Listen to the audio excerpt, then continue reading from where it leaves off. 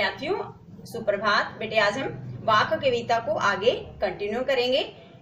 Last video में हमने वाक्य कविता को स्टार्ट किया था, जिसमें हमने फर्स्ट और सेकंड ये दो उनके पद्यांश पढ़े थे। आज हम वाक्य कविता को आगे कंटिन्यू करेंगे।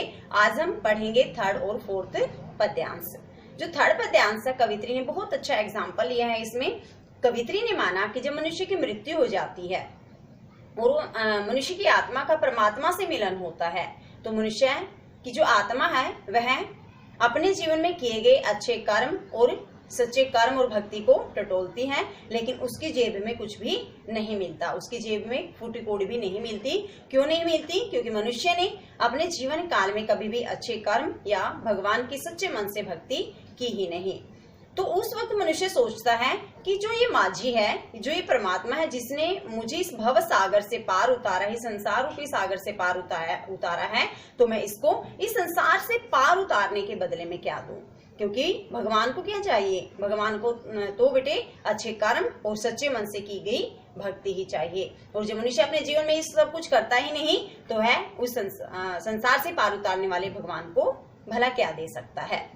आगे कवित्री कहती है कि संसार के कण कण में भगवान शिव का निवास है। भगवान शिव इस संसार के कण कण में बसे हुए हैं, तो फिर हमें किस बात का घमंड है? हमें भी इस संसार में हिंदू और मुस्लिम जो धर्म संप्रदाय जो संसार में फैला हुआ है, इसको हटा देना चाहिए।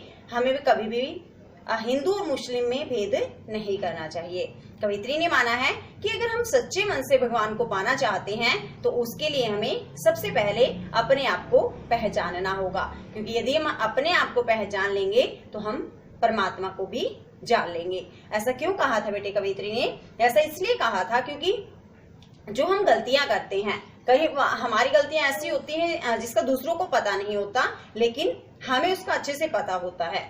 तो अगर हम अपनी गलतियों को पहचानने लग जाएंगे, तो हम उस परमात्मा को भी अच्छे से जान लेंगे। तो आज ये वाक्य कविता से रिलेटेड सेकंड वीडियो है, जिसमें हम वाक्य कविता को कंप्लीटली बेटे रीड करेंगे। आज हम स्टार्ट करते हैं बेटे तीसरे पार्ट से। लास्ट वीडियो में हमने फर्स्ट और सेकंड जो वाक्य थे वो किए थे। आज हम करते हैं बेटे थर्ड से स्टार्ट। क्या कहती है कवित्री कि आई सीधी राह से गई न सीधी राह। आई सीधी राह से, सीधी राह का अर्थ है बेटे मन का साफ और स्वच्छ होना। और आई यानी कि जब मनुष्य का जन्म होता है, देखो जब छोटा सा बच्चा जन्म लेता है तो उसका मन बिल्कुल साफ और स्वच्छ होता है। कोई भी द्वेष, ईर्ष्या, अहंकार कुछ नहीं होता बेटे उसके मन में। लेकिन गई न सीधी राह, गई का अर्थ है जब मनुष्य की मृत्यु होती है। सीधे राह से नहीं जाने का अर्थ है कि उस वक्त तक मनुष्य के मन में अनेक बुरी भावनाएं अपना स्थान बना लेती हैं। ईर्ष्या, जलन, द्वेष, लड़ाई झगड़े में ही लगे रहना, भगवान की भक्ति न करना, तो बहुत सारे गलत काम करना शुरू कर देता है उस वक्त तक मनुष्य जब वो जाता है यहाँ से, जब उसकी मृत्यु होती है। देखिए, जब मनुष्य का जन्म होता है तो उसका मन बड़ा ही साफ, स्वच्छ और सुंदर होता है। लेकिन जब मनुष्य संसार से जाता है तो उस वक्त तक अनेक बुरी भावनाएं, दुर्भावनाएं अपना स्थान बना लेती हैं। सुषुम सेतु पर खड़ी थी, बीत गया दिन आह। कवित्री कहती है कि मैं सुषुम का अर्थ है बेटे सुषुम्ना नाड़ी। सुषुम्ना नाड़ी कौन सी होती है? देखो जैसे हमारी नासिका है बेटे, ठीक है, मान लीजिए नासिका है हमारी, और ये बीच का जो पार्ट है वो क्या कहलाता है? सुषुम्ना। ठीक है, दोनों ये जो छिद्र होते हैं हमारे नाक में, इनको जो जोड़ने का काम करता है वो क्या होता है? वो होता है सुषुम्ना नाड़ी। तो कवित्री ने कहा कि सुषुम सेतु पर खड़ी थी, कि मैं सुषुम्ना नाड़ी रूपी पुल पर खड़ी थी, बीत गया दिन आह, और मेरा सारा जीवन बीत गया, लेकिन मैं परमात्मा को प्राप्त नहीं कर पाई। अब ये सुषुम सेतु पर क्यों खड़ी थी? देखो हम सांस किन से लेते हैं? नाक से लेते हैं ना बेटे। तो इन्होंने कहा था कि मैं पूरा जीवन मतलब सांस लेती तो रही, मेरा पूरा जीवन ऐसे ही बीत गया, लेकिन मैं परमात्मा को प्राप्त नहीं कर पाई। क्या कहा उन्होंने दो लाइनों में कि जब मनुष्य का जन्म होता है तो उसका मन बड़ा ही साफ, स्वच्छ और सुंदर होता है, लेकिन जब मनुष्य की मृत्यु होती है तो अनेक दुर्भावनाएं अपना स्थान बना लेती है। कवित्री कहती है कि मैं सुषुम्ना नाड़ी रूपी पुल पर खड़ी रही, अर्थात अपनी सांसों को लेती रही, जीवन को कम करती रही, और बीत गया दिन आह, और इस तरह सारा जीवन बीत गया, लेकिन मैं भगवान शिव को प्राप्त नहीं कर पाई। मोस्ट इंपोर्टेंट लाइन है नेक्स्ट वाली, ध्यान से समझिए। कवित्री कहती है जेब टटोली कोड़ी न पाई, माझी को दू क्या उतराई। कवित्री कहती है जेब टटोली, यानी कि इन्होंने कहा ना कि सारा जीवन बीत गया और मैं परमात्मा को प्राप्त नहीं कर पाई। तो मनुष्य की जब मृत्यु हुई, जेब टटोली, और उसकी आत्मा का जब परमात्मा से मिलन हुआ तो वह अपनी जेब को टटोलता है। जेब का अर्थ ये नहीं बेटे जो हमारे कपड़ों पर लगी होती है। जेब टटोलने का अर्थ है अपने जीवन में अच्छे कर्मों को टटोलना। जब आत्मा का परमात्मा से मिलन होता है और हमें अपने जीवन का पूरा ब्यौरा उन्हें देना होता है, तो वह मनुष्य अपने जीवन में किए गए अच्छे कर्मों को, भक्ति को टटोलता है। लेकिन कोड़ी न पाई, लेकिन उसकी जेब में कोड़ी, फूटी कोड़ी भी नहीं मिलती। अर्थात मनुष्य ने जब जीवन में अच्छे कर्म, भक्ति नहीं की तो वह जेब में अगर टटोलता भी रहेगा तो उसे कुछ भी प्राप्त नहीं होगा। माझी को दू क्या उतराई। माझी का अर्थ होता है बेटे भगवान। माझी होता है वैसे जो नौका को चलाने वाला होता है उसको माझी बोलते हैं। देखो मान लीजिए अब अगर आप नौका में बैठकर नदी को क्रॉस कर रहे हो तो आपको उसको उतराई के रूप में यानी क्रॉस करने के रूप में कुछ देना पड़ता है ना, पैसे वगैरह। तो यहाँ माझी का अर्थ है परमात्मा, कि माझी को दू क्या उतराई, कि जिस परमात्मा ने हमें इस संसार से पार उतारा है तो उसको मैं इस संसार से पार उतारने के बदले में क्या दूं। क्योंकि परमात्मा को पैसे नहीं चाहिए, उसको क्या चाहिए बेटे, सच्चे मन से की गई भक्ति और अच्छे कर्म। लेकिन जब मनुष्य इनको करता ही नहीं है तो उस वक्त यानी कि जब उसकी आत्मा का परमात्मा से मिलन होता है तो वह सोचता है कि मैं इस परमात्मा को इस संसार से, भवसागर रूपी संसार से पार उतारने के बदले में क्या दूं। क्योंकि मनुष्य ने तो अपने जीवन में कभी अच्छे कर्म किए ही नहीं थे।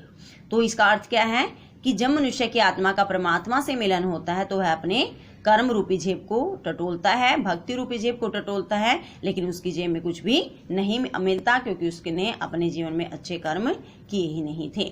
और उस वक्त मनुष्य सोचता है कि इस माझी रूपी परमात्मा को इस संसार से पार उतारने के बदले में मैं क्या दूं, है ना क्वेश्चन मार्क, कि क्या दूं, क्योंकि मैंने तो कभी अच्छे कर्म या भक्ति की ही नहीं थी। लास्ट वाक्य देखिए बेटे, थल थल में बसता है शिव ही, भेद न कर क्या हिंदू मुसलमान। कवित्री कहती है ललचद जी कि थल थल में बसता है शिव ही, कि इस संसार के थल थल यानी कि कण कण में, इस संसार के कण कण में भगवान शिव ही बसते हैं। भेद न कर क्या हिंदू मुसलमान, तो मनुष्य को भी हिंदू और मुस्लिम में किसी भी तरह का भेद नहीं करना चाहिए, क्योंकि परमात्मा बनाने वाला भी एक है और उतारने वाला भी एक है, ऐसा कवित्री मानती थी। इसलिए उन्होंने कहा कि संसार के कण कण में भगवान शिव ही बसते हैं, तो मनुष्य को भी हिंदू और मुस्लिम में किसी तरह का भेद नहीं करना चाहिए। नेक्स्ट 2 लाइनें देखिए, क्वेश्चन बनता बेटे यहाँ से भी कि ज्ञानी है तो स्वयं को जान, वही है साहिब से पहचान। कवित्री कहती है अगर तू सच में ही ज्ञानी है, अगर तू अपने आप को ज्ञानी समझता तो स्वयं को जान, तो सबसे पहले तू अपने आप को जान। अगर मनुष्य अपने आप को ज्ञानी समझता तो उसे सबसे पहले अपने आप को जानना चाहिए कि उसके अंदर क्या क्या कमियां, क्या क्या खामियां हैं और उन्हें वह दूर कैसे कर सकता है। वही है साहिब से पहचान। और यदि मनुष्य अपने आप को जान लेता है, स्वयं को जान लेता है, तो उसकी पहचान किससे हो जाती है बेटे, परमात्मा से। क्यों कहा कवित्री ने ऐसा, क्योंकि बेटे जो हम जीवन में गलतियां करते हैं, बहुत सारी ऐसी गलतियां होती है जिसका सिर्फ हमें पता होता है, दूसरों को पता नहीं होता। और अगर हम स्वयं अपनी उन गलतियों को सुधार लेंगे तो हमारी पहचान किससे हो जाएगी, परमात्मा से। और परमात्मा से पहचान का अर्थ है कि हम परमात्मा को प्राप्त कर पाएंगे। कंप्लीट देखिए बेटे इसको 4th पार्ट को, कि थल थल में बसता है शिव ही। कवित्री कहती है कि संसार के कण कण में भगवान शिव ही बसते हैं। भेद न कर क्या हिंदू मुसलमान, तो मनुष्य को भी हिंदू और मुस्लिम में किसी भी तरह का भेद नहीं करना चाहिए।